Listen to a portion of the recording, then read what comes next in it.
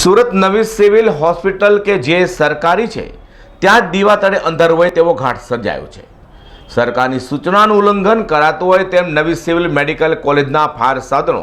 Expiry ડેટવાળા જોવા મળ્યા હતા, તો સાથે સાથે ડીન ઓફિસ સામેના એક્સિક્યુશનની એક્સપાયરી ડેટ પણ 15મી જાન્યુઆરી જોવા મળી છે। સુરત નવી સિવિલ હોસ્પિટલ ગવર્મેન્ટ મેડિકલ કોલેજમાં ડીન ઓફિસની સામે ફાયર સેફ્ટીના સાધનો એક્સપાયરી ડેટ જતી રહી હોવા છતાં પણ અપગ્રેડ ન કરાયાનું સામે આવ્યું છે। સમગ્ર રાજ્યમાં ખાનગી હોસ્પિટલોના ફાયર સેફ્ટીના સાધનોની પણ ચકાસણી હાથ ધરવામાં આવી રહી છે, પરંતુ સરકારી મેડિકલ કોલેજમાં જ ફાયર સેફ્ટીના સાધનો અપગ્રેડ ન કરાયા હોવાના સામે આવ્યું છે। હોસ્પિટલમાં આગના બનાવ બાદ સરકાર દ્વારા કડક વલણ અપનાવવામાં આવ્યું હતું અને સમગ્ર રાજ્યની હોસ્પિટલમાં ફાયર સેફ્ટીની તપાસ કરવા આદેશ પણ આપવામાં આવ્યા હતા। ડીન ઓફિસની સામે ફિટ કરેલા ફાયર એક્સિક્યુશનની એક્સપાયરી ડેટ 15મી જાન્યુઆરી હોવા છતાં પણ અપગ્રેડ કરાઈ નથી। કેટલાક સાધનો પર તો એક્સપાયરી ડેટ સ્પષ્ટ દેખાતી પણ નથી। હું ગવર્મેન્ટ મેડિકલ કોલેજ ખાતે ડીન છું અને જે નવી સિવિલ હોસ્પિટલ છે આ બે તંત્ર અહીંયા ચાલી રહ્યા છે। હવે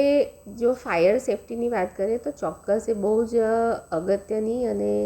મહત્ત્વની બાબત છે અને અમે સૌ એને માટે ઘણા સજાગ છીએ, પરંતુ કમનસીબી અમારી પાસે હાલમાં કોઈ ચીફ ફાયર ઓફિસર છે નહીં,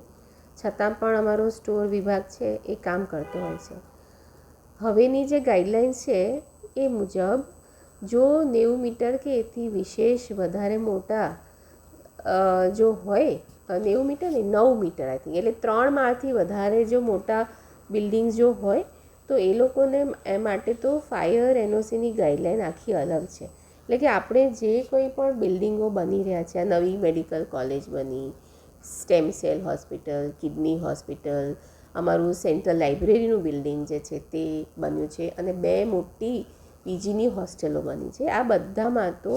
સ્પ્રિંકલર સિસ્ટમની સાથે બધું જ જે ફાયર એનઓસીની જે ગાઈડલાઇન છે એ પ્રમાણે આપણી પાસે ફાયર સેફ્ટીના લાઇસન્સીસ છે, પરંતુ તો એ જે છે તે આપણે જે નાના બિલ્ડિંગ છે, બહુ પુરાણા બિલ્ડિંગ છે અને એમાં ફાયર એક્સટિંગ્વિશર્સ લગાવવામાં આવે અને એને માટેની રીફિલિંગની આપણી પાસે એજન્સી હોય અને એનો એક કોન્ટ્રાક્ટ હોય। હવે સમહાઉ સ્ટોર આપણી પાસે કુલ જો જોવા જઈએ તો આ ઓલ્ડ કોલેજનું જે બિલ્ડિંગ છે અને અમુક નાની નાની જે હોસ્ટેલો છે એ બધાય થઈ અને આપણી પાસે 112 જેટલા ફાયર એક્સટિંગ્વિશરો છે। હવે એનું ફક્ત 15મી જાન્યુઆરીએ એ લોકોએ ધ્યાન થોડુંક નહીં આપ્યું, એનાથી 15 જાન્યુઆરીએ અમુક 5 થી 10 જ સિલિન્ડર એવા છે ફાયર એક્સટિંગ્વિશર કે જેમાં એક્સપાયર થઈ ગયા છે, તો એને આપણે રીફિલિંગ, તો આપણે ગઈકાલે તો આપણે એને રીફિલિંગ માટે કહી પણ દીધેલું છે, એટલે થોડીક ભૂલ થઈ છે એ આપણે સ્વીકારીએ છીએ,